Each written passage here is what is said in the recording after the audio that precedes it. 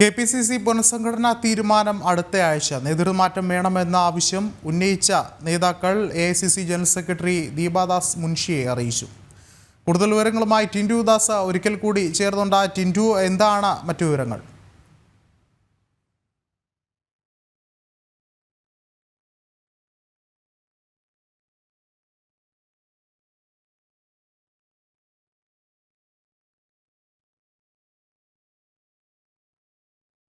ടിൻഡു ചേർന്നുണ്ട്. ടിൻഡു, ഒരുപക്ഷെ നിലവിലെ സാഹചര്യം എന്ന് പറയുന്നത് കനത്ത ഭിന്നത തന്നെയാണ് പാർട്ടിക്കുള്ളിൽ ഉണ്ടാകുന്നത്. എന്നിരുന്നാൽ കൂടിയും ഈ ഒരു തർക്കം തീർക്കാനുള്ള ശ്രമങ്ങൾ മറുഭാഗത്ത് ഉണ്ടാകുന്നുണ്ട്. മറ്റ് വിവരങ്ങൾ എന്തൊക്കെയാണ്? വിഷ്ണു, KPCC പുനഃസംഘടനാ തീരുമാനം അടുത്ത ആഴ്ച ഉണ്ടാകുമെന്നാണ് നമുക്ക് ലഭിക്കുന്ന വിവരം. നേതൃമാറ്റം വേണമെന്ന് ദീപാദാസ് മുൻഷിയോട് നേതാക്കൾ ആവശ്യപ്പെട്ടിരുന്നു.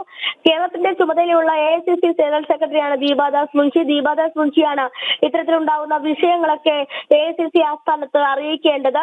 VD സതീശൻ എല്ലാ നേതാക്കൾക്കും ഒരുപോലെ അവൈലബിൾ ആയിട്ടുള്ള നേതാവല്ല എന്നാണ് രാഷ്ട്രീയകാര്യ സമിതി യോഗത്തിൽ വന്ന വിമർശനം. ഈ വിമർശനത്തിന് പിന്നാലെയാണ് നേതൃമാറ്റം വേണമെന്നൊരു ആവശ്യം നേതാക്കൾ മുന്നോട്ട് വെക്കുന്നത്.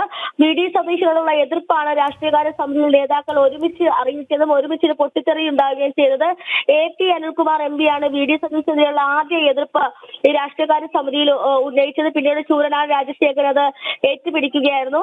KC വേണുഗോപാലാണ് ഈ തർക്കം അവസാനിപ്പിച്ചത്. ഏറ്റവും പ്രധാനപ്പെട്ട കാര്യം AP അനിൽകുമാറും ചൂരനാട് രാജശേഖരനും KC വേണുഗോപാൽ പക്ഷമാണ്. എന്നാൽ VD സതീശനോടുള്ള എതിർപ്പ് കൊടിക്കുന്നിൽ സുരേഷും ഉന്നയിച്ചിരുന്നു. കൊടിക്കുന്നിൽ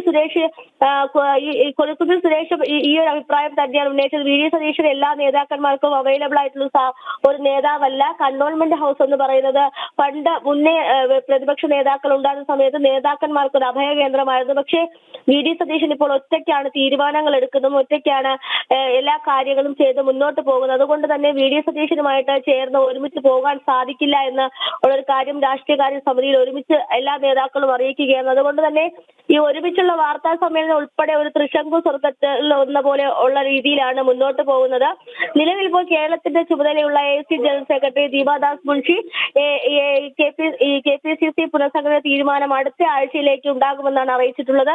നേതൃമാറ്റം വേണമെന്ന് എല്ലാ നേതാക്കളും ഒരുപോലെ ആവശ്യപ്പെടുന്ന ഒരു കാര്യമാണ്. അപ്പോൾ VD സതീശനെതിരെയുള്ള ഒരു ഇത്തരത്തിലൊരു കരുനീക്കം, ഒരു നേതൃമാറ്റം എന്നൊരു കാര്യത്തിലേക്ക് നീങ്ങുകയാണോ എന്നാണ് ഈ ഘട്ടത്തിൽ അറിയേണ്ടത്. വിഷ്ണു, ശരി. ടിൻഡു ദാസ് ആണ് വിവരങ്ങൾ നൽകിയത്.